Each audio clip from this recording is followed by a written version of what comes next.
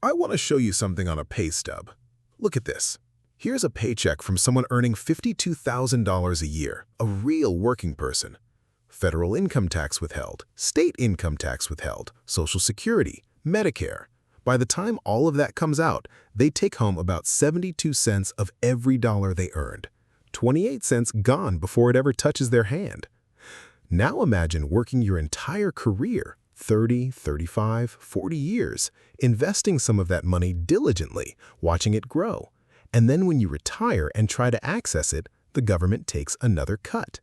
That's what happens with most retirement accounts. You defer the taxes going in, but they're waiting for you on the other side.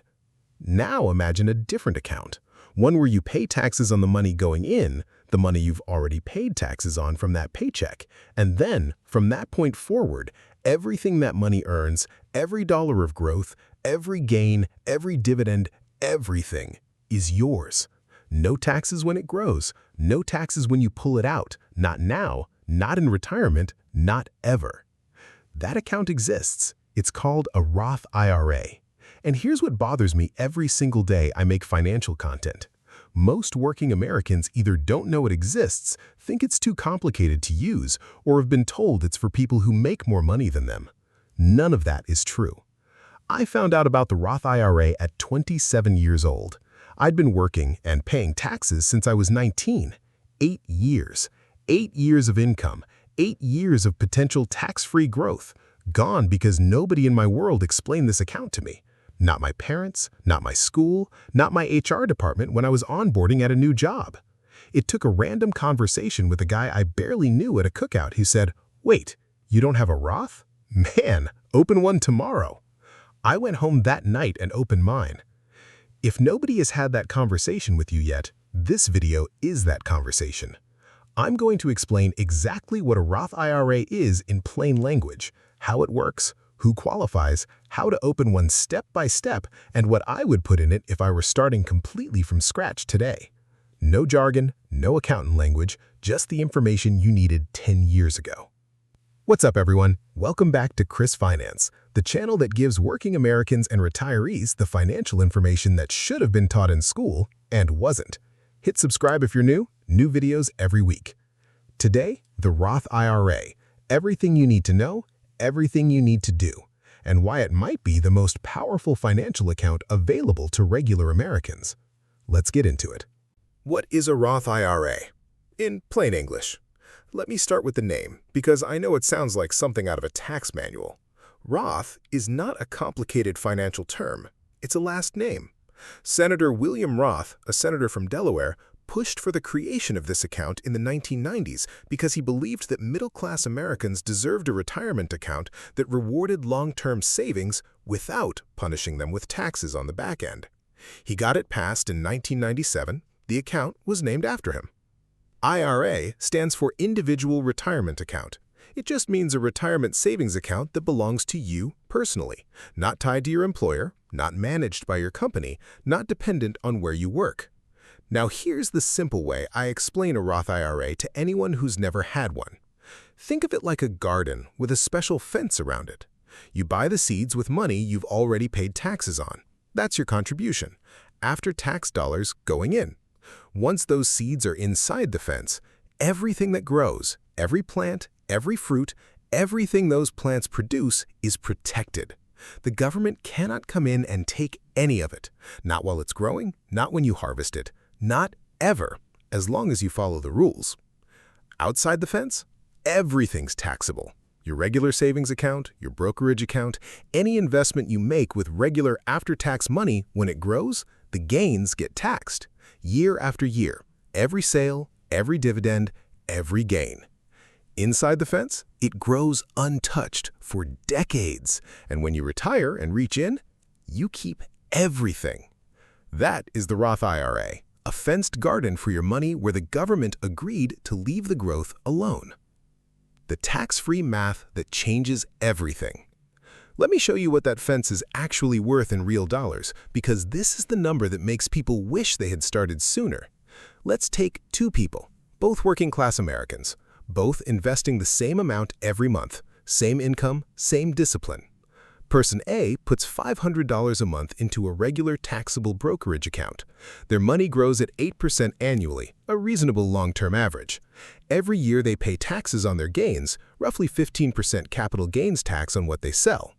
Person B puts the same $500 a month into a Roth IRA, same 8% annual return, but inside the Roth, no taxes on the growth. Not annually, not ever. After 30 years, Person A's taxable account, on paper, about $680,000. After capital gains taxes on the growth, effectively closer to $590,000 in real money they keep. Person B's Roth IRA, $680,000. Every dollar, tax-free. Same investment, same return, same 30 years. The difference is roughly $90,000 kept or surrendered to taxes from one decision made at the beginning. That $90,000 didn't come from working harder. It didn't come from picking better stocks. It came from choosing the right container for the money. The Roth IRA is a container, and for most working Americans, it is the best container available. Who qualifies? The real rules in plain language. Let me go through the actual rules, because this is where most explanations get unnecessarily complicated. Rule 1. You need earned income. You need to have income from working, a job, self-employment, freelance, gig work. Social Security income alone doesn't count as earned income for Roth IRA purposes.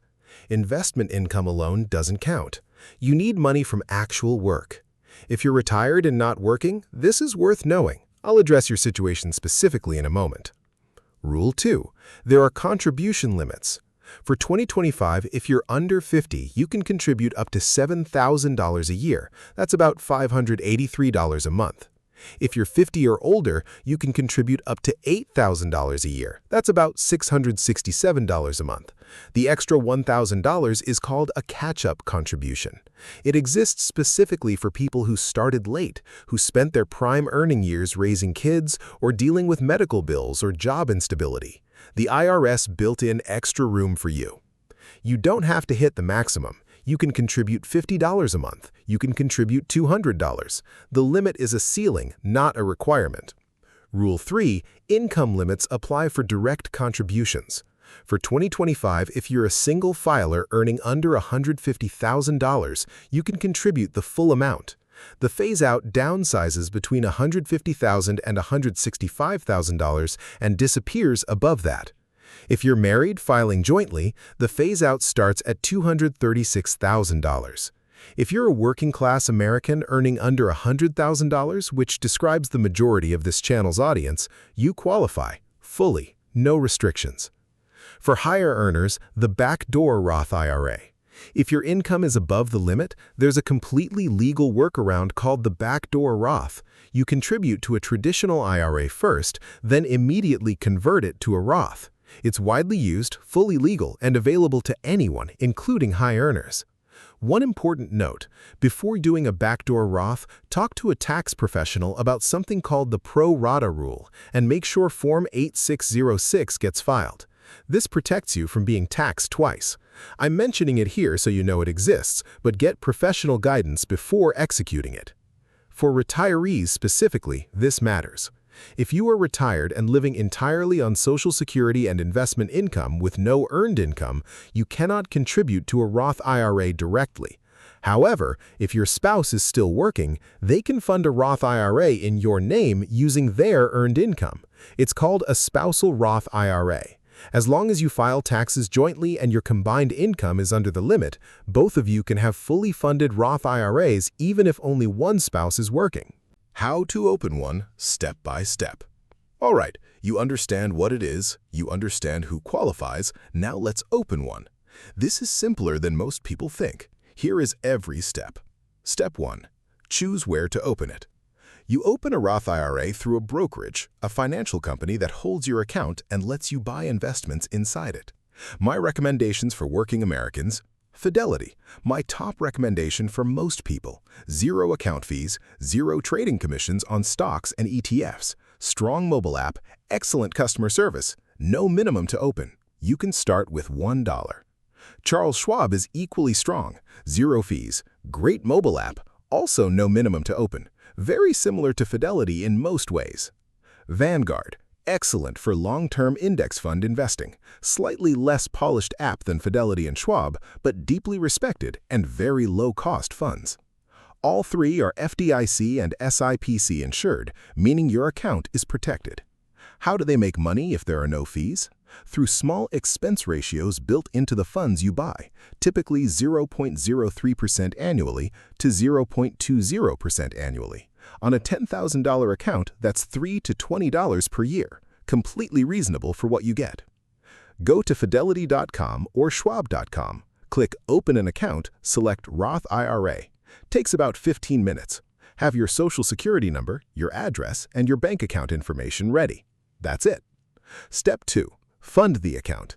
Once the account is open, you link your bank account and transfer money in. You can do a lump sum if you have $1,000 sitting somewhere, transfer it all at once. Or you can set up a monthly automatic contribution, $100, $200, $500, whatever fits your situation right now. One important thing most people don't know, you can still contribute to your Roth IRA for 2024 until the tax filing deadline in April 2025. If you haven't maxed your 2024 contribution yet, you still have time. Those missed months don't have to stay missed. Step 3. Actually buy something. This is the step that trips up more beginners than anything else. They open the account, they transfer money in, and they think they're investing. They are not. Until you go into your account and actually buy an investment, your money is just sitting there in cash. It's not growing, it's not compounding, it's earning almost nothing. I've talked to people who had Roth IRAs for 2 years and didn't know their money was just sitting in cash because nobody told them they had to take one more step. Go into your account, find the Trade or Invest section, search for an ETF, buy it. Here's what I recommend for most working Americans starting or restarting. An S&P 500 index fund. The S&P 500 tracks 500 of the largest U.S. companies: Apple, Microsoft, Amazon, J.P. Morgan, Walmart, Berkshire Hathaway, and 495 others. When you buy an S&P 500 ETF, you own a tiny piece of all of them. If one company struggles, the other 499 balance it out. The S&P 500 has averaged roughly 10% annual returns over the past 100 years. Not every year, some years are brutal, some years are incredible, but no 20-year period in American history has ended lower than it started for the S&P 500. Specific funds I recommend: FXAIX, Fidelity's S&P 500 Index Fund. Expense ratio, 0.015%, almost free. VOO, Vanguard S&P 500 ETF. Expense ratio, 0.03%. IVV, iShares S&P 500 ETF. Expense ratio, 0.03%. Any of these, pick one. Buy it every month. That's your entire investment strategy. You do not need to pick individual stocks. You do not need to follow earnings reports. You do not need to watch financial news every day. You just need to consistently put money into one of these funds and leave it alone. Step 4. Automate it and forget it. Set up an automatic monthly contribution and automatic purchase scheduled for the day after your paycheck hits every month. In your Fidelity or Schwab account, this takes about 5 minutes. You set the amount, the date, and the fund. The system does everything else. Why does automation matter? Because the biggest enemy of long-term investing isn't a market crash, it's inconsistency. Months where you meant to contribute but didn't. Months where something came up and the investing felt optional. Months where the market was down and it felt smarter to wait. All of those months cost you compounded returns you will never recover. Automation removes every one of those decision points. The contribution happens whether you're motivated or not, whether the market is up or down, whether you remember to do it or not. Set it once, then go live your life. Let me show you what a Roth IRA actually builds at realistic contribution levels so you can see what your specific situation looks like. Using 8% average annual returns, monthly contribution, years, total contributed, account value, tax-free gain. $100 a month, 30 years, $36,000, $149,000, $113,000. $200 a month, 30 years, $72,000, $298,000, $226,000. $400 a month, 30 years, $144,000, $596,000, $452,000. $583 a month, max under 50, 30 years, $209,880, $865,000, $655,000. $667 a month, max 50 plus, 25 years, $200,100, $702,000, $501,900. Look at that last row, specifically for the people watching this who are 50 or older. $667 a month for 25 years, the catch-up contribution. $702,000 in your Roth IRA at 75, every dollar tax-free. The catch-up contribution isn't a consolation prize for starting late. It's a real, meaningful path to retirement security, built specifically for the working Americans this channel is made for. The thing nobody tells you about a Roth IRA withdrawals. Here's something most Roth IRA explanations skip that working-class Americans especially need to know. Your contributions, the money you put in, can be withdrawn at any time, at any age, with no taxes and no penalties. Let me say that again clearly. The money you personally contributed to your Roth IRA can come out anytime you need it, no penalty, no tax, because you already paid tax on it going in. The earnings, the growth, the gains, those need to stay in until you're 59 and a half and the account has been open at least 5 years. Pull earnings out early and you'll owe taxes and a 10% penalty. But the contributions? Yours. Accessible. Always. This matters for working-class Americans because one of the most common reasons people say they can't invest is, what if I need that money? The answer with a Roth IRA is your contributions are accessible. You're not locking money away forever. You're putting it in a tax-free account where it can grow, and the portion you personally put in can come back out in a genuine emergency without punishment. It is both a retirement account and a safety net built into one. I told you at the beginning of this video that I found out about the Roth IRA at 27, 8 years after I started working. 8 years of contributions I didn't make. 8 years of tax-free compounding I missed. I don't say that to make you feel bad if you're in the same position. I say it because I want you to understand one thing clearly. The second best time to open a Roth IRA is today. Not Monday, not after your next paycheck, not when things feel more financially stable. Today. Because the Roth IRA doesn't care how old you are, how much you make, or how far behind you feel. It cares about time. The longer your money is inside that fence, the more it builds. The more it builds, the more you keep. The more you keep, the more options you have when the working years are done. My Uncle Walter never had a Roth IRA. He never had the conversation. He worked 41 years and the system took its share every step of the way. You know about it now. Use it. Open the account at Fidelity or Schwab, free, 15 minutes. Transfer your first contribution, whatever you can afford right now.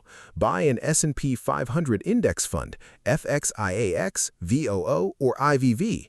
Automate it. Set a monthly contribution to the day after payday, then leave it alone and let the fence do its job.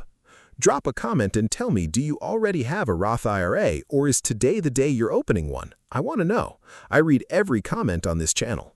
Like this video if it finally made this account make sense. Subscribe for more every week.